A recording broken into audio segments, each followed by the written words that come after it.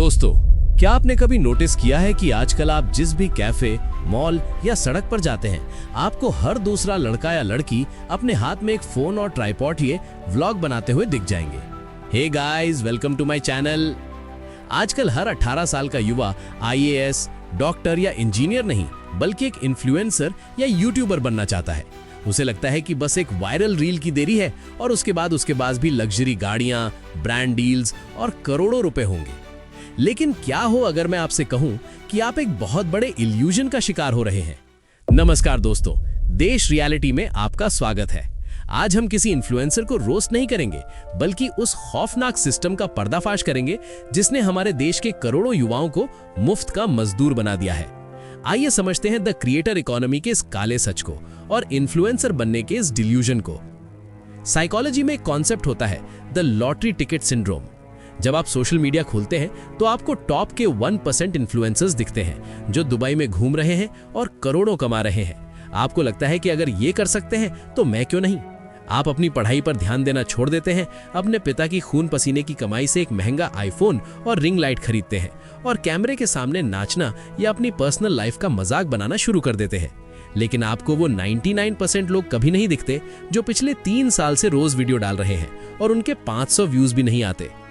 जरा इन take platforms के business model को ध्यान से समझिए। यूट्यूब या इंस्टाग्राम खुद कोई कंटेंट नहीं बनाते।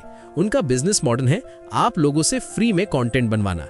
वो जानबूझकर कुछ चंद लोगों को करोड़पति बनाते हैं और उन्हें पोस्टर बॉय की तरह इस्तेमाल करते हैं ताकि उन चंद लोगों की सक्सेस देखकर आप जैसे करोड़ों युवा फ्री में बिना किसी फिक्स्ड सैलरी के दिन रात उनके प्लेटफॉर्म के लिए कंटेंट बनाते रहें।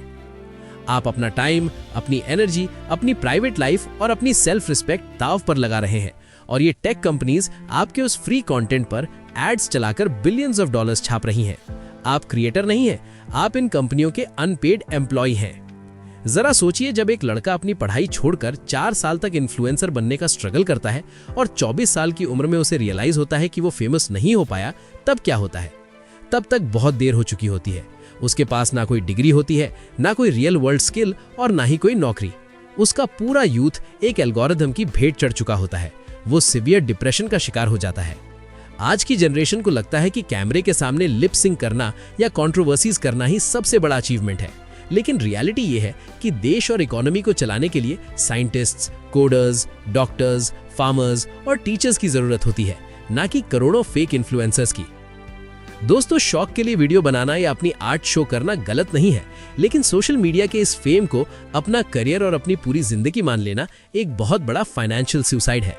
अगर देश रियलिटी के इस डीप एनालिसिस ने आज आपको इस वर्चुअल फेम के डिल्यूजन से बाहर निकाला है, तो इस सच्चाई को अपने उन दोस्तों तक जरूर शेयर करें जो आज इन्फ्लुएंसर बनने की अंधी दौड़ में अपने करियर के सबसे जरूरी साल बर्बाद कर रहे हैं। असली दुनिया में असली स्किल सीखिए, इंटरनेट के इस फेक इल्यूजन से बाहर निकलिए।